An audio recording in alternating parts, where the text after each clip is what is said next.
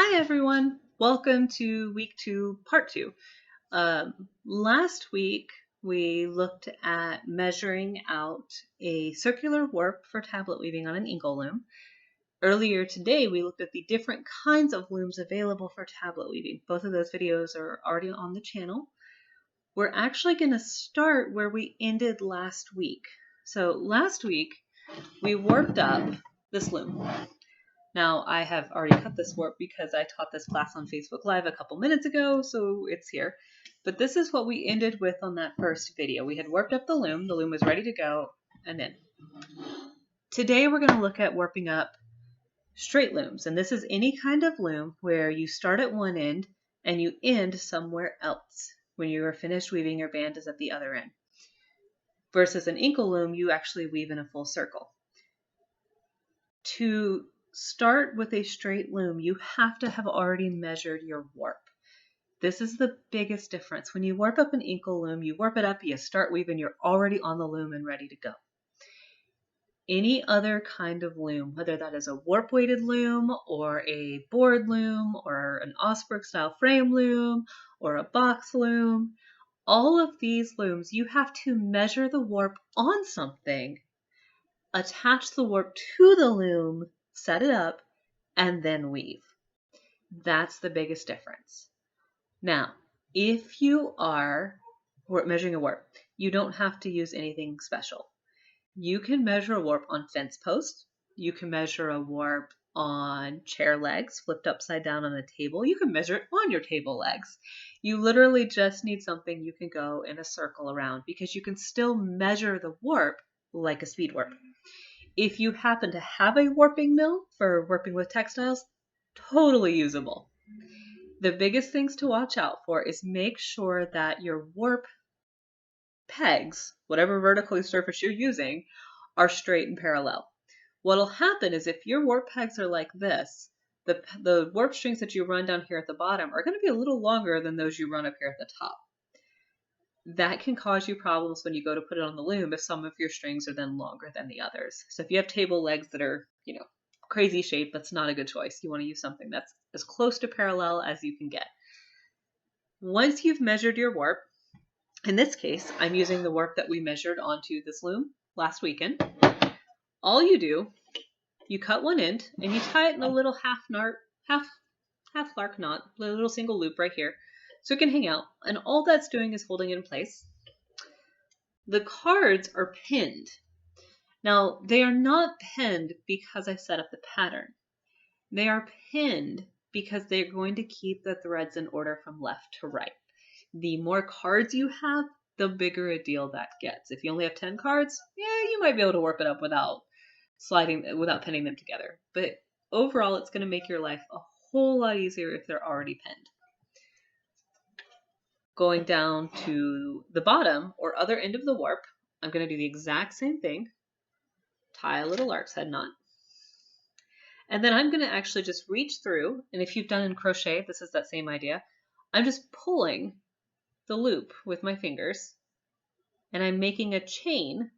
This is a single crochet chain out of the warp. The only function this actually serves is to keep your warps neat, but it's a pretty important function. So I'm going to run all the way up to the cards. And I now have a warp. This is a tablet weaving warp. My cards look a little crazy because I picked it up sideways, but here is cards. They're actually straight and neat, mostly. All right, we have our cards. We have our, what I refer to generally as the top end next to the cards, and then our chain warp threads that are just running down there together. There's no knots, there's no anything crazy about this. We are done with our warping board. The inkle loom in my case, again, does not have to be. At this point, you could stop. You could walk away. You have now measured out your warp. You're done.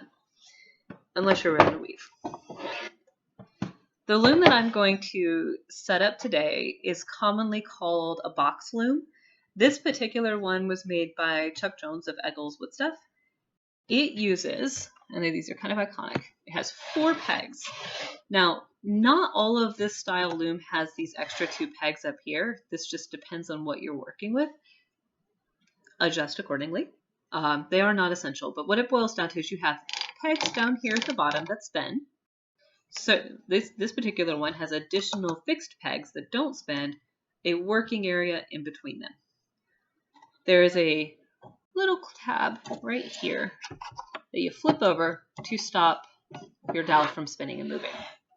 Now, if I am weaving and you try to tie straight onto this peg right here, and you tie your threads around it, and you spin, you notice there is no friction on my fingers.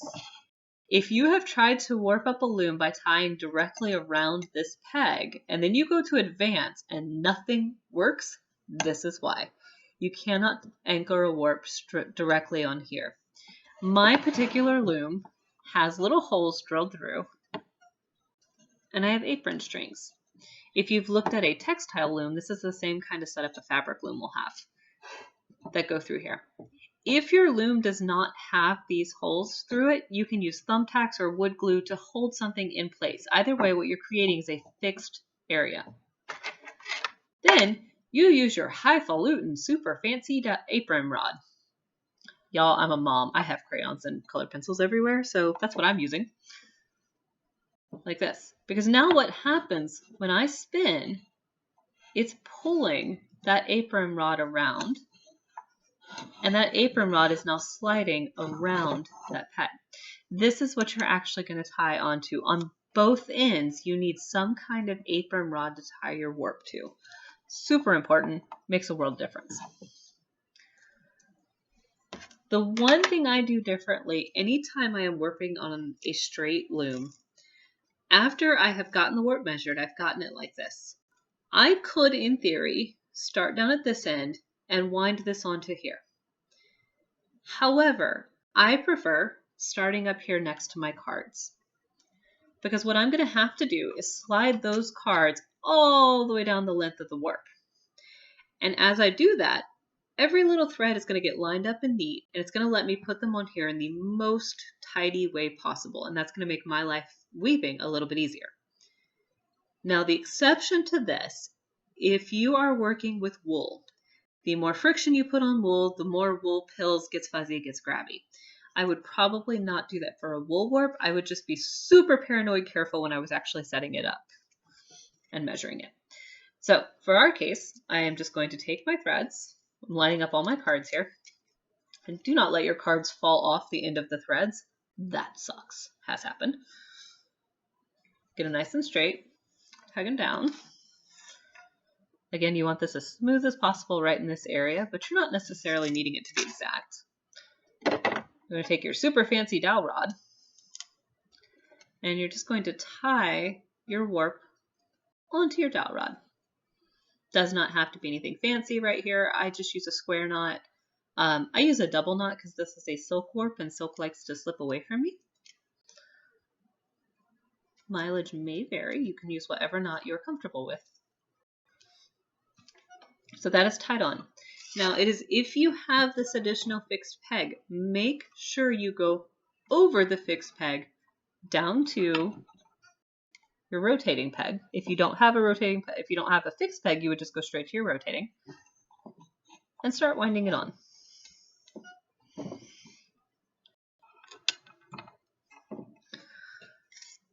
The other side, now I have not gone very far. The dowel rod, my super fancy dowel rod, has not even come around. So I'm about halfway turn. The one trick to this is to really make sure that these threads do not twist around each other while you're warping up. The additional safety pin right here makes this pretty easy. I know it needs to be on top, closest to the warp end. So every time that I look at my cards, if I let go and it flops around this way, I happen to know that's not right. So I can flip it back up here, and that's going to stop you from getting any twist here in these strands. You're really not going to want that. So I'm going to slide my cards down. Tug. Now I have come fully around to right here. If you just keep warping and you have several layers of thread rolling around this beam, your top layers are going to start sinking down into the individual threads in your bottom layers, and that they're not going to sink evenly. So you're going to have some threads that sink down in and pull tight, and you're going to have some threads that sit on top and are looser. And when you start weaving and you get halfway through a project and all of a sudden your tension just went crazy, it's because you had tension issues down here in the warp. Very simple fix though. These are just strips of paper. If you have calculator tape, that also works really well. I just cut up a scrap piece of paper. You're going to take that and tuck it right into that warp band. Going to keep it about straight, and then you're going to advance your warp. There now is a piece of paper between every layer of my warp.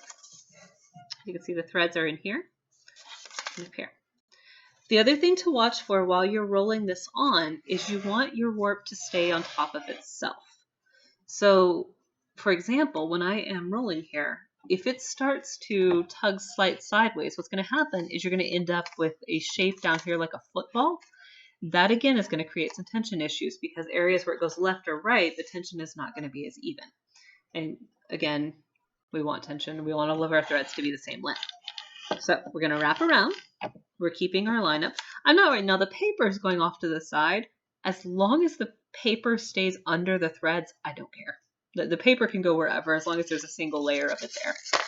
Do not overstress about having to get your paper squared up perfectly. But when you get to the end of the paper, just slide in.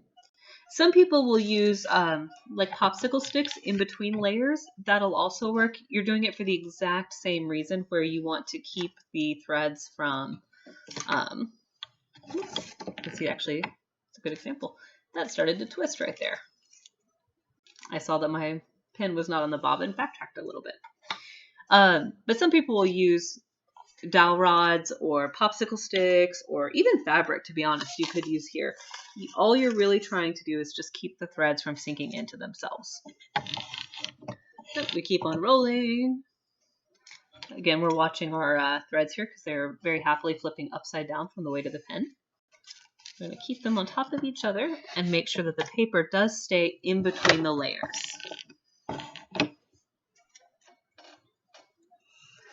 This is also a little harder to do sideways.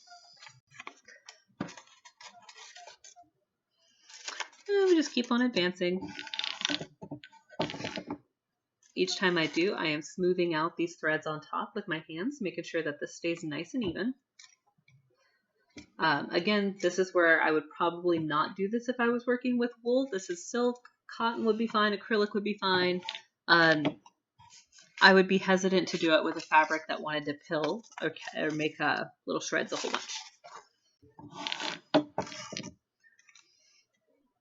So we're going to get to where we have just a little bit left on the other end.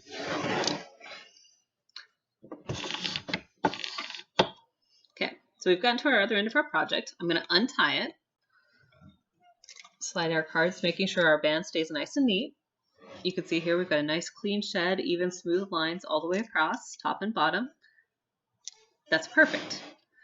We're going to take our far edge, and I will flip this around because I think you guys will be able to see a little easier. And just like the top, we're going to smooth out the individual threads, get them nice and even. We're going to take our super high fancy falutin apron rod, and we are going to tie the warp around that apron rod. If you are doing a very wide band, you may want to do more than one tie because the band this knot is coming to a center place. So if I was trying to do something where the band was 3 or 4 or 5 inches wide and all of it was coming to this one center point, you could create some odd tension on these outer edges, which then have to come in. So they're going to be a little tighter than your center area. I'm working with a very narrow band. This is only 12 cards, so it's not a problem. It is something to keep in mind depending upon your actual project. Now, same exact thing. We're going to slide the tied on apron panel, or our super fancy apron rod, into the strings. Don't let it slide back out of the strings. And turn to tighten the project on to the loom. And you are now ready to weave. You're set up and good to go. So that was about a 15-minute project. Once you get that warp measured out, should be able to put it on there pretty easily. If you have questions or problems, please message me, reach out to me on Facebook or here on YouTube. I am more than happy to help. The current plan is next week to do warping up for rigid heddle or inkle weaving versus tablet weaving. And we'll probably look at the exact same two loom types, and it's a slightly different but not massively different process. So I look forward to seeing you then. Thanks.